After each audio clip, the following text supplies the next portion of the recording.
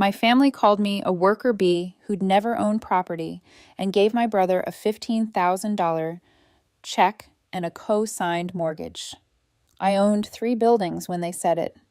Then a magazine published my story, and the family group chat absolutely lost their minds. Hey, Reddit, my family thought I was the one who'd never amount to anything. So I built a real estate empire in complete silence while they weren't looking. Then a newspaper article exposed everything. Before we get to the fallout, let me start from the beginning.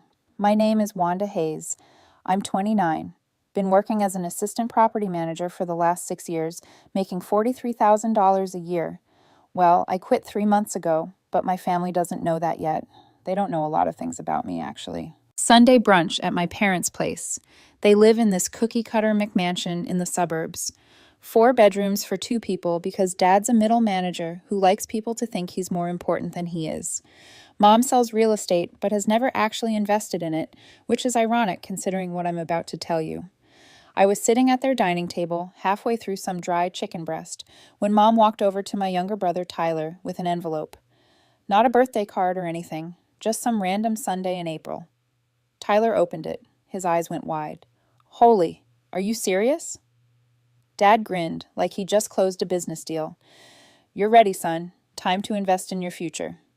Tyler pulled out a check and held it up. $15,000. But wait, there's more. Dad also handed him pre-approval papers for a $400,000 mortgage that he'd co-signed. Our future homeowner, Mom said, practically glowing. Tyler's 25. He got fired from a startup last year for literally sleeping at his desk. He Venmo requests our parents for gas money every other week. His credit score is so bad that Capital One sends him rejection letters as a courtesy. But sure, he's ready for a $400,000 mortgage. I kept chewing my chicken, which suddenly tasted like cardboard and disappointment. That's awesome, man, I said, and I meant it, sort of. Here's the thing, though. What they didn't know, what none of them knew sitting there celebrating Tyler's big moment, was that 2 weeks earlier, I'd sat in a title office and signed papers on my second property. A triplex, 3 units, all rented, generating $200 a month. And they had no clue I already owned a 4-unit building I'd been quietly running for 18 months. But I wasn't about to tell them that. Not yet. Mom looked at me like she just remembered I existed. How's your apartment, Wanda? Still in that same place? Still in that same place. Like it was a holding cell I'd eventually get parole from. Yeah, I said. Actually, I've been thinking about buying something. Maybe a small multifamily property. The reaction was immediate. Tyler literally spit his orange juice back into his glass, laughing. Dad set down his fork and looked at me, like I'd just said I was joining the circus. Wanda, come on. Do you even know what a cap rate is? I did, actually. I could calculate it in my sleep at this point, but I just shrugged. Investment property is way over your head, Dad continued. You manage apartments. You don't own them. Big difference. Mom reached over and patted my hand in that way that's supposed to be comforting, but really just feels condescending as hell.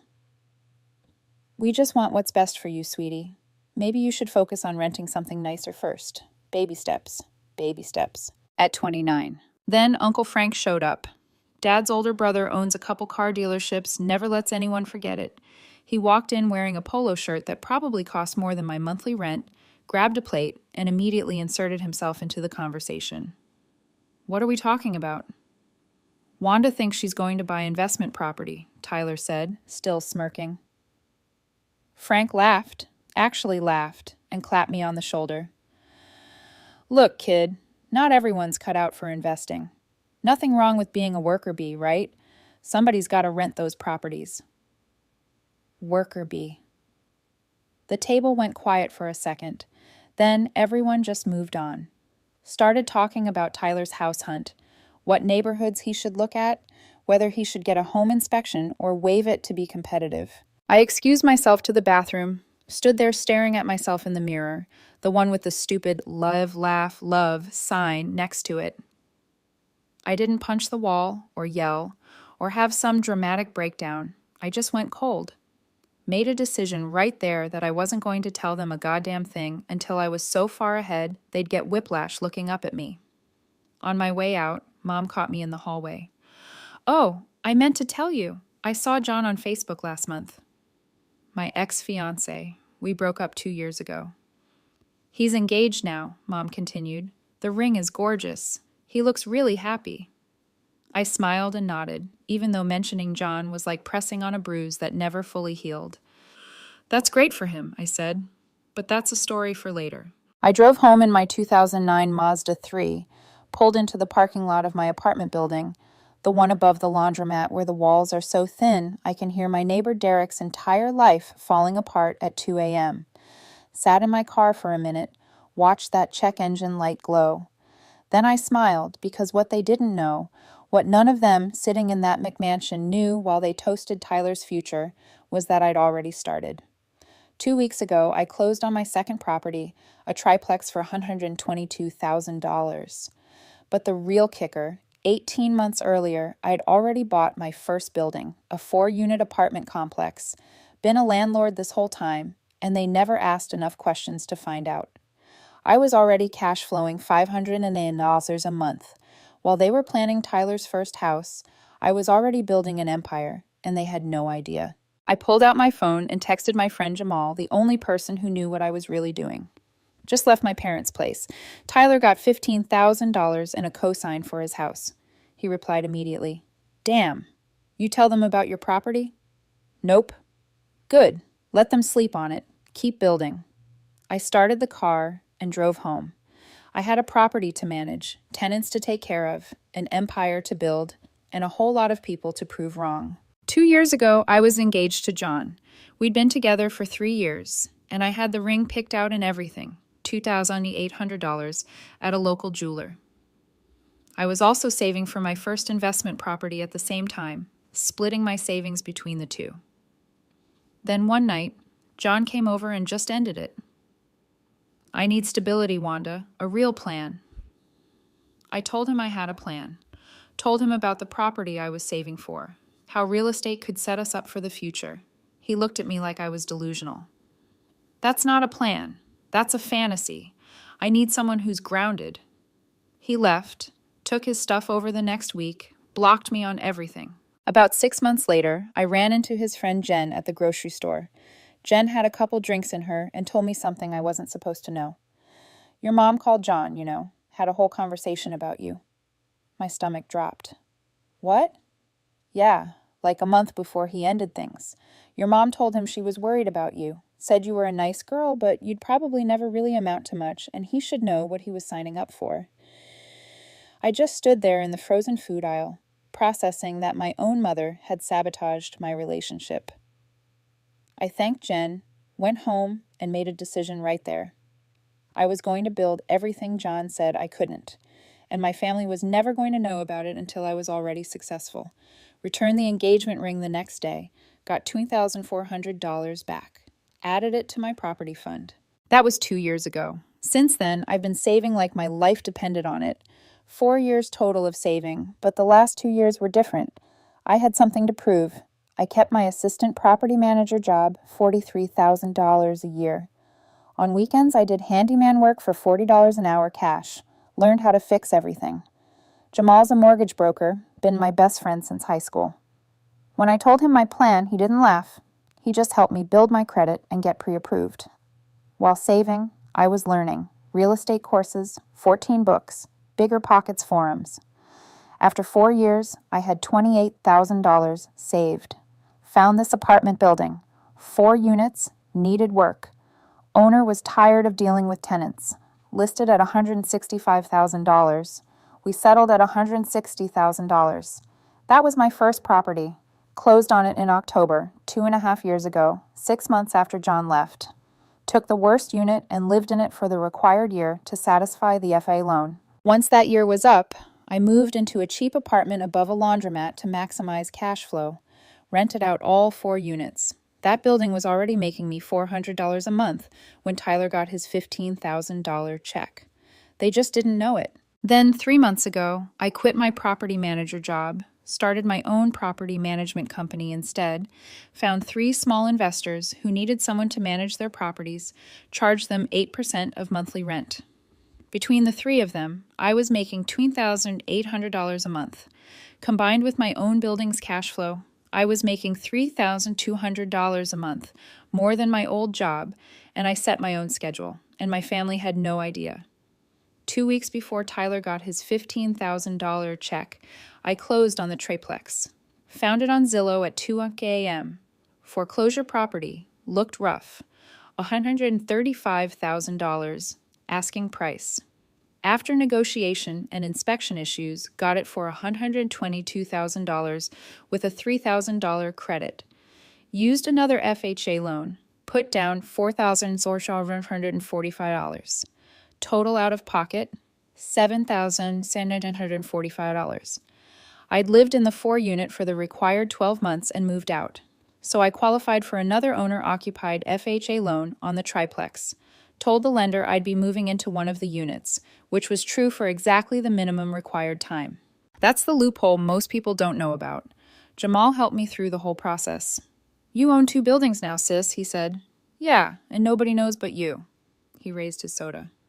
"Keep it that way." So when I sat at that brunch listening to them talk about Tyler's big house plans, I just smiled because I was already 10 steps ahead. Later that night, my phone buzzed. Text from Maria, one of my tenants at the triplex. "Hey, Wanda, sorry to bother you, but the kitchen sink is dripping pretty bad. Can you take a look?" I texted back, "I'll be there tomorrow morning, 9:00 a.m. Work?" "Perfect. Thank you so much." I set my phone down and looked around my small apartment. The water stain, the thin walls, Derek's music still playing. This was what John missed out on. Not just the money or the properties, the purpose. I wasn't just existing anymore. I was building something real, and I was doing it completely alone. A kid me. 3 months after that brunch, I was standing in an empty fourplex at 9:00 p.m. on a Tuesday, holding a flashlight because half the electrical didn't work. Jamal was next to me, shaking his head. "Bro, this place is rough." "It's perfect," I said. The listing had been up for 2 days. Fourplex in a C+ neighborhood, foreclosure, bank-owned. Asking price, $168,000. All 4 units were rented month to month, bringing in $2,950 combined. The place needed work. Peeling paint, outdated kitchens, that electrical issue, but the bones were solid. I'd already run the numbers about 50 times. With a conventional loan at 20% down, my mortgage would be around $1,100. After taxes, insurance, and setting aside for maintenance, I'd clear about $1,130 a month in cash flow. Problem was, I only had about $11,000 liquid after closing on the triplex. Needed $33,600 for the down payment. That's when Jamal suggested something I'd been reading about but hadn't tried yet. HELOC on your first building, he said.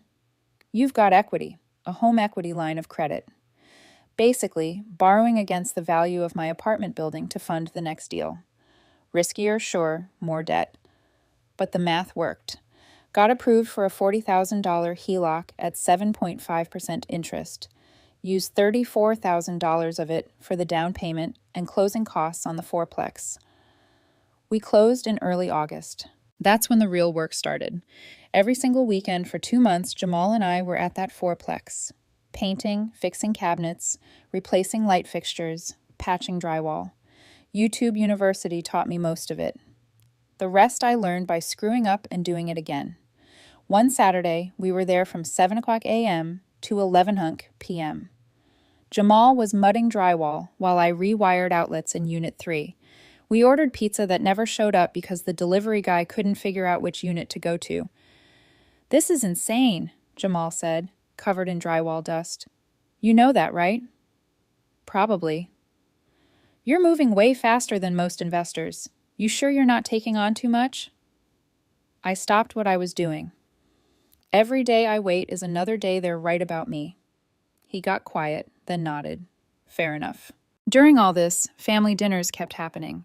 I'd been skipping some, but Mom guilt-tripped me into coming to Tyler's big closing celebration dinner. Showed up still sore from demolishing a bathroom the day before. Tyler was walking everyone through photos of his new house on his phone. 4 bedrooms, 2.5 baths, granite countertops, the whole suburban dream package. The backyard is huge, Ashley said, zooming in on a photo. Perfect for kids someday. Everyone oohed and awed. I said, congratulations, ate my pot roast, and left after an hour. Told them I had work early the next morning. What I actually had was more drywall to finish at the fourplex. By October, all 4 units were renovated and fully rented. Total monthly rent, $2,950. My mortgage, $1,100. HELOC payment, $220. After everything, I was clearing $1,130 a month. Combined with my 4-unit building, $400 per month, the triplex, $511 per month, and my property management business, $2,800 per month, I was making $4,941 a month total, more than my old job ever paid me. That night, I sat in my apartment and did something I hadn't done in a while. Opened up a spreadsheet and looked at my actual numbers. 2 properties owned outright by me, plus the new fourplex. Combined value $282,000. Total cash flow, $1,930 per month passive. Property management income, $2,800 per month active. Total monthly income, $4,330. I was 29 years old. No college degree, no family money, no inheritance, and I was building something real. My phone buzzed. Text from one of my property management clients asking if I could take on another building for them. I replied yes. Then I opened Zillow and started looking for property number 3 because I wasn't done yet. Not even close. November hit and Uncle Frank sent a group text to the whole family. Big announcement, got a new lake house, everyone's invited for the weekend. No excuses, bringing the boat out one last time before winter. I stared at that text for a solid minute, trying to think of an excuse not to go. Jamal texted me separately. You going to that lake thing? Thinking about bailing. Don't go. Smile. Let them talk. You know what you're building. They don't. He was right, so I went. The lake house was exactly what you'd expect from Uncle Frank. 3 stories, huge deck, boat dock, the works. Probably cost him $600,000. He was outside grilling when I pulled up in my Mazda, parked between Tyler's Audi and Dad's Lexus. There she is, Frank yelled. Glad you could make it, kid. Inside, the place was magazine perfect. Mom and Ashley were in the kitchen making some kind of fancy salad. Tyler and Dad were on the deck with drinks. Jessica and her husband Tom were setting up cornhole in the yard. I grabbed a soda from the cooler and tried to blend into the background. Dinner was on the back deck. Frank grilled steaks. Everyone was drinking, and within 20 minutes, they were on me again. Career advice from Uncle Frank, dating advice from Ashley, Tyler asking what my plan was, same apartment, same car, Mom saying I needed to settle down, Dad agreeing I was wasting my potential. Same stuff, different location. You gotta take some real risks, Uncle Frank said. Build something. The irony wasn't lost on me. You're right, I said, standing up. I should take more risks. Where are you going? Mom asked. Getting some air. I walked down to the dock, sat at the end with my feet hanging over the water. The sun was almost down. Everything was quiet except for the sound of them laughing back at the house. My phone buzzed. Email notification from my property management software. One of my tenants had submitted a maintenance request. Leaking faucet, Unit 2, at the fourplex. Then another buzz. Text from Jamal. Property number 3 just hit the market. Duplex, $98,000. Divorce sale. Motivated seller. You in? I texted back. Send me everything. 30 seconds later, my phone lit up with the listing. Duplex on the east side. Needed cosmetic work, but structurally solid. Both units rented at $875 each. Total rent, $1,750 per month. Listed for $98,000. Jamal called immediately. You see it? Yeah. What do you think? I looked back at the lake house, at my family celebrating Frank's success, at Tyler, probably on his fourth drink, at all of them who thought I was going nowhere. I think we should make an offer tonight. Tonight? Don't you want to see it first? I trust your judgment. What do you think it's worth? Honestly, it's priced right, maybe slightly under market. The divorce thing means they want it gone fast. I'd offer $95,000. Do it. You sure? I've never been more sure of anything. We hung up and I sat there for another minute, checked my bank account on my phone. Between my savings and available credit, I could swing the down payment. This would be property number 4. My portfolio would be worth over $560,000 total. And I was sitting on a dock at a lake house owned by a man who called me a worker bee 2 months ago. I walked back to the party. Mom was by the grill talking to Frank. You okay, honey? She asked. Yeah, actually, I need to head out. Already? You just got here a few hours ago. Got some work stuff to handle. Uncle Frank turned around, spatula in hand. Work stuff on a Saturday night? See, that's your problem, Wanda. You don't know how to relax. You're going to burn out working for other people. I smiled. Yeah, you're probably right. Dad walked over. Stay for dessert at least. Your mom made her chocolate cake. Can't, really gotta go. Tyler stumbled over, clearly drunk now. Sis, you're always leaving early. What's so important? Just got something I need to take care of. What? Someone's toilet broke? He laughed at his own joke. Something like that. I said goodbye to everyone, walked to my Mazda, and got in. Through the big windows of the lake house. I could see them all inside now, laughing, having a good time. My phone buzzed. Jamal. Offer submitted, $95,000. I told them we can close in 3 weeks if they accept. I backed out of the driveway and headed home. Let them have their lake house and their stakes and their assumptions about my life. I had an empire to build, and 3 weeks from now, I'd own another piece of it. The duplex seller accepted my offer the next morning.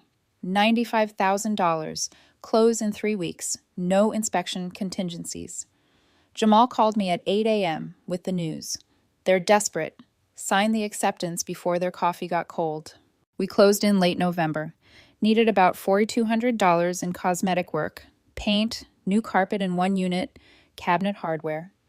Spent 2 weekends doing most of it myself. Both units stayed rented through the whole process. Final numbers, $19,000 down payment, mortgage $620 per month, rent $1,750 per month, expenses around $240 per month, cash flow $890 per month. That brought my total passive income to $2,931 per month across 4 properties. Add in my property management business at $2,800 per month, and I was making $5,731 total. I was clearing more money than I ever had in my life, and my family still thought I was struggling. I'd been avoiding Sunday dinners for 6 weeks. Mom kept calling, leaving voicemails about how I was becoming a stranger. Finally went to one in early December. Tyler and Ashley were already there when I arrived. Tyler had this weird energy, like he was excited about something. We made it through the appetizers before he stood up. Ashley and I have an announcement. We're pregnant. The room exploded. Mom started crying immediately. Dad hugged them both. Jessica squealed and started asking about due dates. I clapped along, said congratulations. Meant it mostly. This is wonderful, Mom said, wiping her eyes. Our first grandchild. The rest of dinner naturally revolved around baby stuff. Names, nursery ideas, all that. Then Dad said it. You'll need more space eventually. When you're ready to upgrade, we can help again. Family investment. Tyler nodded. Yeah, we've been talking about that. I cut into my turkey and kept quiet. Jessica turned to me. What about you, Wanda? Still doing property management? Real estate investing now, I said. The table got quiet. Investing? Dad asked. What do you mean, buying properties? Renting them out? Tyler laughed. You'd need like $30,000 just for one down payment. Where would you even get that? I've been saving. Dad set down his fork. Wanda, be realistic. Investment property isn't for beginners. You could lose everything. Mom touched my hand. Maybe you should go back to school first. Get your MBA. Then maybe look at real estate. Uncle Frank chimed in. I know a guy who lost his shirt on rental properties, had to file bankruptcy. It's not as easy as YouTube makes it look. I took a drink of water. I appreciate the advice. The conversation shifted back to Tyler's baby. After dinner, Tyler pulled me aside. Between you and me, my mortgage is killing me. Barely breaking even most months. The golden child was struggling. Just be careful if you try this, he said. I almost told him I owned 4 properties instead. Thanks for the heads up. My phone buzzed. Email from Jamal with a new listing. Single-family house near a state park, $142,000. Good area for short-term rentals. I stared at that listing while drying a plate. Property number 5. I forwarded it to Jamal. Thoughts? He replied. Could work as an Airbnb. Tourist area. I can run the numbers tomorrow. I grabbed my keys and slipped out the side door. Jamal called as I was backing out. You serious about this one? Run the numbers. If they work, let's move. The house closed in mid-January. Owner-occupied loan, 5% down, $7,100. Instead of long-term renting, I furnished it as a short-term rental. Spent $5,800 on furniture, IKEA mostly, Facebook Marketplace for the rest. Took photos with my phone and a cheap tripod. Listed it on Airbnb in late January. Booked within 3 days. By February, that house was averaging $3,800 a month. After mortgage, utilities, cleaning, and supplies, I was clearing $2,150 a month, more than both my other rental properties combined. Total portfolio, 5 properties, $5,081 a month passive, plus property management, $2,800. Total monthly income, $7,181, almost double what my old job paid. Still driving the Mazda 3, still living above the laundromat.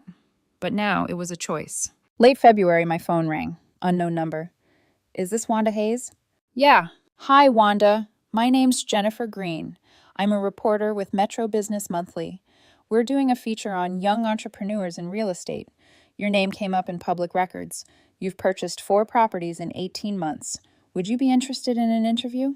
I almost said no immediately. Can I think about it? Of course. Here's my number. Let me know by Friday. I hung up and sat there. Called Jamal. A reporter just called me. Wants to interview me about my properties. Silence. What should I do? What do you want to do? I don't know. Part of me wants to stay under the radar, and the other part... I didn't answer. You've been invisible for 2 years, girl. Since your family wrote you off. Maybe it's time they actually see you. I called Jennifer back the next day. I'll do the interview. The interview was at a coffee shop on a Wednesday afternoon. Jennifer Green showed up with an actual notebook and pen, not just her phone. Mid-30s, professional, asked good questions.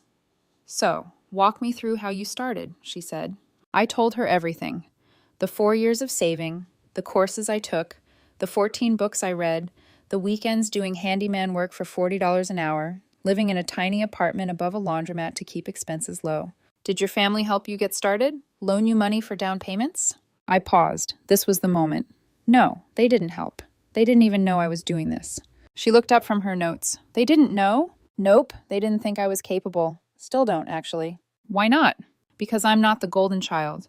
My younger brother got $15,000 cash and a co-signed mortgage from our parents. I got told to rent something nicer and take baby steps. She was writing fast now. So you did this completely on your own? Yeah, me and my best friend Jamal, he's a mortgage broker, helped me navigate the financing. But no family money, no inheritance, just saving and learning. How much are your properties worth now combined? About $687,000. They generate around $4,600 a month in passive cash flow. And you're 29? Yep. What would you say to other young people who feel like they don't have advantages? I thought about it. That success isn't given. It's built, property by property, decision by decision. You don't need anyone's permission to win. She smiled and wrote that down word for word. The interview wrapped up after about an hour. She said the article would run in early March. Gave me a heads up that they'd want to use a photo. Jamal took the photo the next week. Me standing in front of the fourplex, arms crossed, slight smile. I felt ridiculous posing for it, but Jamal said I looked like I meant business. This photo's gonna make people mad, he said. Good. The article dropped on a Tuesday morning, March 8th. Jennifer emailed me the link at 7 a.m. I clicked it. Headline: From property manager to portfolio owner. How one 29-year-old built $687,000 in real estate without family money. Subheading: Wanda Hayes spent 2 years building an empire in silence. Now she's ready to share her story. There was the photo of me, standing in front of the fourplex, arms folded, eyes steady. Below it, a full breakdown of my properties, monthly cash flow, timeline, everything. The article went deep into my methods: living cheap, driving a beat-up Mazda with a check engine light I never fixed, learning from YouTube and books, doing my own repairs. There was a section about starting after a difficult breakup.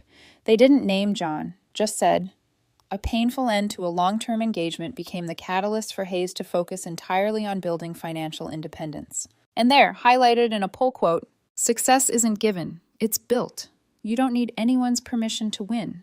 I read the article 3 times. Then my phone started going crazy. Mom calling. I was at property 2 fixing a leaking faucet. Let it go to voicemail. Dad calling. Ignored it. Tyler calling. Ignored it. Then I checked the family group chat. It was chaos. Mom had sent 6 messages in all caps demanding I call her. Dad wanted to talk immediately. Tyler kept saying, "This has to be fake, right?" Ashley asked if this was really me. Jessica was sending shocked emojis. Uncle Frank suddenly wanted to talk business. I watched the messages pile up, watched them process something that didn't fit their narrative. By noon, I had 21 missed calls. I turned off my phone, sat in my truck outside the triplex, and just breathed. This was real now, no more hiding. Jamal pulled up about 20 minutes later. I'd texted him before turning off my phone. He got in the passenger seat. How you feeling? I don't know yet. You know they're losing their minds right now. Yeah. What are you gonna do? Nothing. Let them sit with it. We sat in silence for a minute. Jamal smirked. John's gonna see this too, you know. I hadn't thought about that. Probably. How's that feel? Like I just won something I didn't know I was still competing for. We grabbed lunch at this taco place nearby. I kept my phone off the whole time. Jamal kept checking his and laughing. What? I asked. Your article's getting shared all over real estate groups. People are asking questions. You're kind of blowing up. Great. This is good, Wanda. You're inspiring people. Maybe. Or maybe I just wanted my family to see what they missed. Got home around 6 o'clock p.m. Turned my phone back on. 49 missed calls. 127 text messages. The family group chat was chaos, panic, confusion. Uncle Frank claiming he always knew I had potential. At 10 p.m., I finally responded. Yeah, it's real. Built it myself. No handouts needed.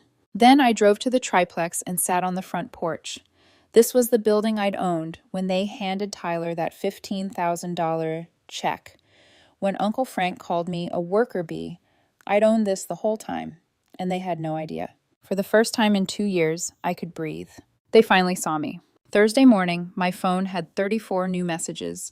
I ignored all of them except one. Mom, please come to dinner Sunday. We need to talk as a family. Please. I stared at that message for probably 10 minutes. Finally replied, what time? 4 p.m. Thank you. I didn't respond after that. Sunday was 4 days away. 4 days for them to process that everything they thought they knew about me was wrong. I spent those days working, fixed a garbage disposal at the fourplex, handled a checkout at the Airbnb, met with a potential new management client, lived my life like normal. Because it was normal now. Sunday came faster than I wanted, but I was ready. I showed up at 4:20 p.m., 20 minutes late on purpose, wearing a hoodie and jeans, hadn't shaved in 3 days, hair in a bun. Tyler's Audi was in the driveway, still making $680 monthly payments on it. I walked in. Everyone was already sitting at the dining table. Mom's eyes were red from crying. Dad looked tired, older somehow. Tyler and Ashley on one side, Jessica and Tom on the other. Uncle Frank was there too. Of course he was. I sat down in my usual spot. Nobody was eating yet. They'd been waiting for me. Dad cleared his throat. Wanda, we read the article. Okay. 5 properties, $687,000. All in less than 2 years? 18 months, actually, but yeah. Mom leaned forward. Why didn't you tell us? We're your family. I did tell you. At brunch, remember? You laughed. Silence. Dad blinked. We didn't think you were serious. Exactly, that's the problem. Tyler spoke up. This is insane. How did you even afford the down payments? Saved for 4 years, $28,000. Every spare cent. 4 years? He stopped himself. While you were getting checks in the mail, I finished. Uncle Frank tried to jump in. Look, Wanda, I think there's been some misunderstandings. I cut him off. You called me a worker bee at your lake house in front of everyone. Said I should stick to renting. I was just trying to give advice. You made me feel small for wanting more. And now you want to talk business, right? That's why you're here. Frank shifted uncomfortably. Well, I mean, if you're looking for investors or partners, I laughed. Actually laughed. Nah, I'm good.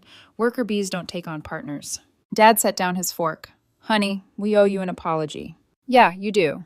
I told you real estate was over your head. I was wrong. Mom started tearing up. We should have believed in you. Should have supported you. You should have, I said quietly. But you didn't. And that's fine. I didn't need you to. Mom's lip trembled. We could have helped. We could have been there. I looked directly at her. Like you were there for John? The table went dead quiet. When you told him I'd never amount to anything, I said. When you warned him I wasn't stable enough, were you planning to be there for me then? Mom's face went white. How did you... He told me eventually, after he left. Dad turned to her. Is that true? Mom was crying harder now. I thought I was protecting him. I didn't mean... You were protecting your pride, I said, making sure I stayed small enough for you to pity. Tyler tried to defend her. That's not fair. I turned to him. You asked me to fix your house. 8 hours of work. Free. Ashley posted about it like you did it. You didn't even say thank you. Tyler's face fell. I didn't know she was going to post. You never stopped her either. Ashley finally spoke. I just thought it was cute. You thought it was content. Nobody said anything. I stood up. Here's the thing. I forgive you. All of you. Because holding on to this is exhausting and I've got better things to do. Mom reached for me. So, we can start over? No, we're not starting over. You can't unsay what you said. You can't give me back those years. Then what do you want from us? Nothing. That's the point. I don't need anything from you anymore. I looked at Tyler. Good luck with the house, man. And the baby. I mean that. Looked at Uncle Frank. Enjoy your lake house. Looked at Mom and Dad. I'm not angry. I'm just done pretending we're something we're not. You can call me if there's an emergency, but I'm not coming to dinners where I'm the punchline anymore. Please don't do this, Mom whispered. I'm not doing anything, I said. I'm just choosing myself. I walked out, got in my Mazda, started it. The check engine light glowed like always. Through the window, I could see them all sitting there, silent, processing. I backed out and drove away. 6 months later, property number 6 closed in September. A 6-unit apartment building, $340,000 purchase price. Put down $68,000 using a combination of HELOC and savings. Monthly cash flow, $2,900. Total portfolio, 20 units across 6 properties, $7,981 a month in passive income. I posted about it on LinkedIn for the first time. Photo of me holding the keys to the 6-unit, big smile. Caption, property number 6 started with $28,000 and a dream. Built with discipline, sacrifice, and zero permission from anyone. To everyone who told me I couldn't, thank you for the fuel. To everyone grinding in silence right now, your time is coming. Stay focused, stay quiet, let your results do the talking. The post blew up, 3,200 likes in 2 days, 487 comments. Tyler liked it, didn't comment. Mom commented, so proud of you. I didn't respond. Then I saw another comment, John M. This is amazing, Wanda. Really happy for you. 10 minutes later, a DM. Can we talk sometime? I think I made a mistake. I read it twice, then deleted the thread without responding. That evening, I sat on the porch of the triplex, property number 2, where it all started. My phone buzzed again, a voicemail from Dad. Hey, sweetheart, it's Dad. You were right about all of it. We didn't see you. We didn't believe in you, what you've built. I couldn't have done that. I'm sorry I made you feel small. If you're willing, I'd like to take you to dinner. Just us. Call me back if you want. I'll understand if you don't. I saved the voicemail. Didn't call back. Not tonight. Maybe tomorrow. Maybe never. But I saved it. Because growth isn't about burning bridges. It's about building new ones on your own terms. When you're ready, the grind continues. But now I'm not grinding to prove anything to anyone. I'm grinding because I love it. And that makes all the difference.